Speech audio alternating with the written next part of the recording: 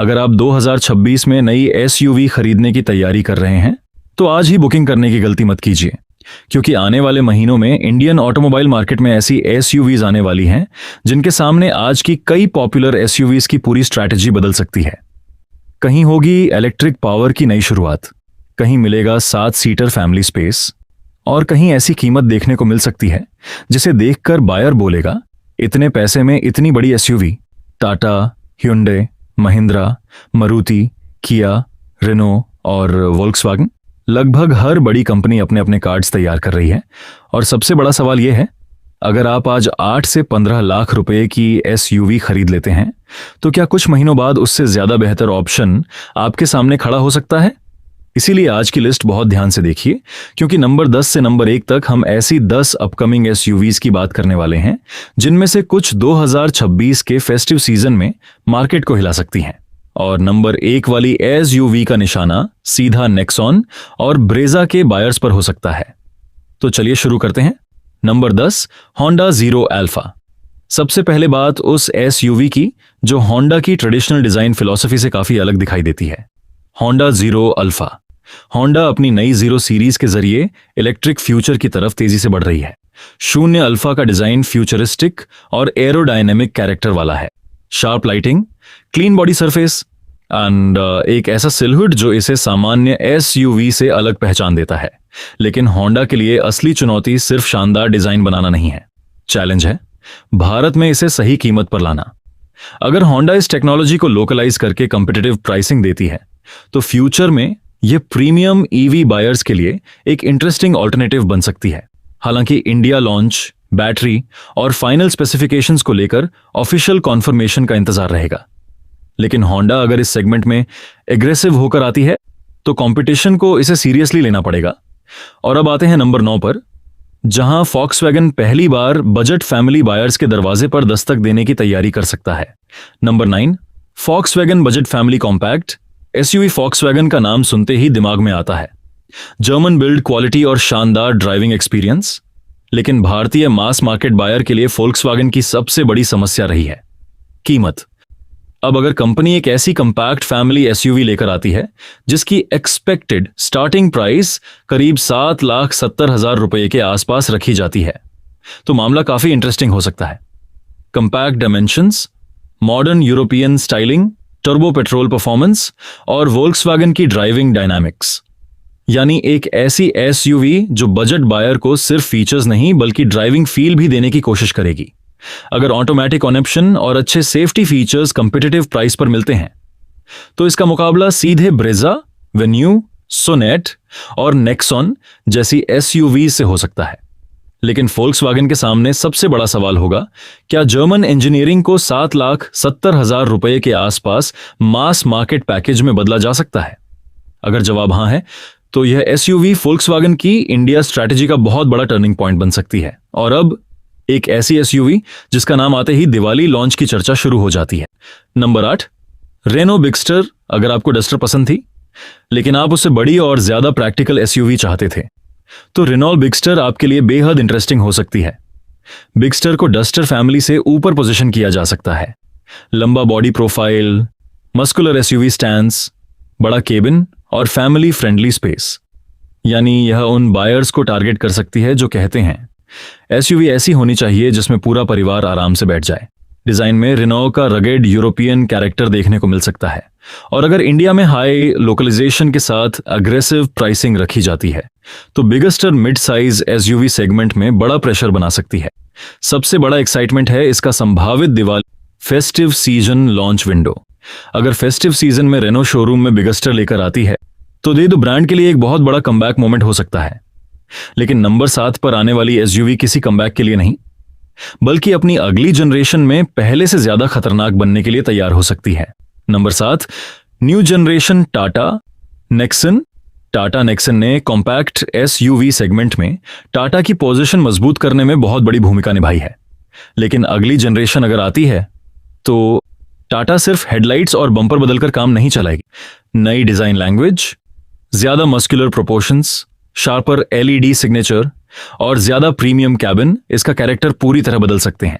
अंदर बड़ा infotainment display, digital cockpit, connected technology, premium seats और एडवांस्ड सेफ्टी फीचर्स जैसे अपग्रेड्स देखने को मिल सकते हैं। पावर ट्रेन के मामले में टाटा के पास पहले से ही बड़ा एडवांटेज है, पेट्रोल, सीएनजी और ईवी इकोसिस्टम। इसका मतलब बायर के पास एक ही नाम के अंदर कई अलग अलग चॉइसेस हो सकती हैं।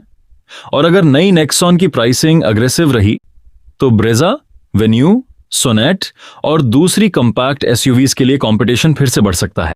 लेकिन अब कहानी कॉम्पैक्ट एसयूवी से निकलकर हाइब्रिड टेरिटरी में पहुंच रही है। नंबर 6, किया सोरेंटो हाइब्रिड। अब आते हैं एक बड़े और ज्यादा प्रीमियम नाम पर, किया सोरेंटो हाइब्रिड। अगर किया इसे भारतीय मार्केट में लेकर आती है तो यह प्रीमियम फैमिली एसयूवी बायर्स के लिए एक बेहद इंटरेस्टिंग पैकेज हो सकता है। 3 row seating, premium interior, advanced connected technology और हाइब्रिड पावर ट्रेन, यानी बड़ी एसयूवी होने के बावजूद फ्यूल एफिशिएंसी को भी priority. Hybrid system city traffic में इंजन पर लोड कम करने और इलेक्ट्रिक असिस्टेंस देने की क्षमता रखता है। किया का प्रीमियम कैबिन एक्सपीरियंस इसे और आकर्षक बना सकता है। अगर इंडिया में लोकलाइजेशन और प्राइसिंग सही कॉम्बिनेशन में आती है तो सोरेंटो प्रीमियम 7 सीटर मार्केट में एक नया ऑप्शन बन सकती है। लेकिन अब नंबर 5 पर आने वाली एसयूवी लग्जरी या प्रीमियम कंफर्ट के लिए नहीं जानी जाती। ये एसयूवी तो सीधे भौकाल के लिए जानी जाती है। नंबर 5, महिंद्रा थार ईवी थार का नाम सुनते ही एक चीज दिमाग में आती है, एडवेंचर। लेकिन अब महिंद्रा इसी आइकॉनिक एसयूवी कैरेक्टर को इलेक्ट्रिक पावर के साथ जोड़ने की तैयारी कर रही है। थार ईवी का सबसे बड़ा अट्रैक्शन होगा एक रगेड लाइफस्टाइल एसयूवी, लेकिन उसके अंदर electric power train, electric motor का instant torque, high ground clearance और थार का एग्रेसिव डिजाइन, यानी ईवी ऐसी जिसे देखकर कोई यह नहीं कहेगा कि इलेक्ट्रिक कार बोरिंग है। रिपोर्ट्स में 15 नवंबर लॉन्च विंडो की चर्चा रही है, लेकिन फाइनल लॉन्च डेट महिंद्रा की ऑफिशियल अनाउंसमेंट से ही कंफर्म मानी जानी चाहिए। अगर थार ईवी सही प्राइसिंग और प्रैक्टिकल रेंज के साथ आती है तो यह इलेक्ट्रिक एसयूवी सेगमेंट में सिर्फ एक नया मॉडल नहीं बल्कि एक नई कैटेगरी क्रिएट कर सकती है। लेकिन इसके बाद हम पहुंच रहे हैं एक ऐसी एसयूवी पर जो मारुति के सबसे पॉपुलर नेम्स में से एक को इलेक्ट्रिक रूप देने वाली है। Number 4, Hyundai Creta strong hybrid. Creta को इंडियन एसयूवी मार्केट में किसी इंट्रोडक्शन की जरूरत नहीं, लेकिन अब सोचिए अगर इसी पॉपुलर एसयूवी के साथ हाइब्रिड टेक्नोलॉजी जुड़ जाए तो। यही वजह है कि क्रेटा हाइब्रिड को लेकर एक्साइटमेंट काफी ज्यादा है। स्ट्रॉन्ग हाइब्रिड सेटअप अगर इंडिया में आता है तो एसयूवी की प्रैक्टिकलिटी के साथ बेहतर फ्यूल एफिशिएंसी का कॉम्बिनेशन मिल सकता है। शहर के ट्रैफिक में electric motor assistance, petrol engine की जरूरत के हिसाब से ऑपरेशन और लॉन्ग डिस्टेंस ड्राइविंग में कन्वेंशनल इंजन सपोर्ट, यानी बायर को एसयूवी भी चाहिए और फ्यूल बिल भी कंट्रोल में रखना, तो हाइब्रिड एक इंटरेस्टिंग सॉल्यूशन बन सकता है। डिजाइन में क्रेटा की प्रीमियम आइडेंटिटी बनी रह सकती है, जबकि कैबिन में टेक्नोलॉजी और सेफ्टी अपग्रेड्स मिलने की उम्मीद होगी। और सबसे बड़ा सवाल, क्या क्रेटा हाइब्रिड ग्रैंड वेटरा और हाइरीडर जैसे एग्जिस्टिंग स्ट्रॉन्ग हाइब्रिड प्लेयर्स को सीधी चुनौती दे पाएगी? अगर Hyundai इसकी प्राइसिंग अग्रेसिव रखती है तो हाइब्रिड एसयूवी मार्केट में बड़ा मुकाबला शुरू हो सकता है। और अब टॉप 3, यहां से लिस्ट पूरी तरह इलेक्ट्रिक और हाइब्रिड फ्यूचर की तरफ मुड़ने वाली है। Number 3, Maruti Fronx EV. Maruti का ईवी मार्केट में प्रवेश अपने आप में बहुत बड़ा इवेंट है, और अगर इलेक्ट्रिक पावर को फ्रॉन्क्स के स्पोर्टी क्रॉसओवर डिजाइन के साथ जोड़ा जाता है तो यह कॉम्बिनेशन काफी इंटरेस्टिंग हो सकता है। फ्रॉन्क्स का कूप इंस्पायर्ड प्रोफाइल पहले से ही यंग बायर्स को पसंद आता है। अब इसमें इलेक्ट्रिक पावर ट्रेन जोड़ी तो सामने आएगी एक स्टाइलिश, प्रैक्टिकल और पोटेंशियली अफोर्डेबल ईवी। मारुति का सबसे बड़ा फायदा, सर्विस नेटवर्क और कस्टमर रीच। भारत के छोटे शहरों तक फैला नेटवर्क ईवी बायर्स की सबसे बड़ी चिंता को कम कर सकता है। अगर फ्रॉन्क्स ईवी में practical range, fast charging, competitive battery size और अग्रेसिव प्राइसिंग मिलती है तो टाटा और Hyundai के अफोर्डेबल ईवी प्रोडक्ट्स के लिए यह बड़ा चैलेंज बन सकती है। और अब नंबर 2 पर है एक ऐसी एसयूवी जो फैमिली बायर्स की पूरी डेफिनेशन बदल सकती है। नंबर 2, साको Maruti grand Vitara 7 seater strong hybrid. अब जरा कल्पना कीजिए, ग्रैंड विटारा का नाम, लेकिन बॉडी बड़ी, 3 रोज, 7 सीट्स और स्ट्रॉन्ग हाइब्रिड टेक्नोलॉजी। अगर मारुति ऐसा पैकेज भारतीय मार्केट में लेकर आती है तो यह फैमिली एसयूवी सेगमेंट में काफी बड़ा डिस्रप्शन पैदा कर सकता है, क्योंकि भारतीय बायर को 3 चीजें एक साथ चाहिए, स्पेस, माइलेज और भरोसा। 7 सीटर लेआउट फैमिली ट्रिप्स के लिए ज्यादा प्रैक्टिकल होगा, strong hybrid technology city driving में फ्यूल एफिशिएंसी का फायदा दे सकती है और मारुति का सर्विस नेटवर्क ओनरशिप को आसान बना सकता है। यानी एक तरफ बड़ी एसयूवी, दूसरी तरफ हाइब्रिड एफिशिएंसी और ऊपर से मारुति का विशाल नेटवर्क।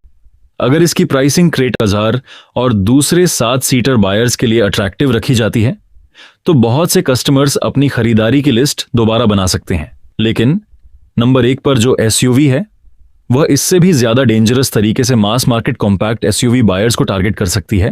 नंबर 1, Hyundai Bayon, इस पूरी लिस्ट की सबसे बड़ी सरप्राइज एंट्री।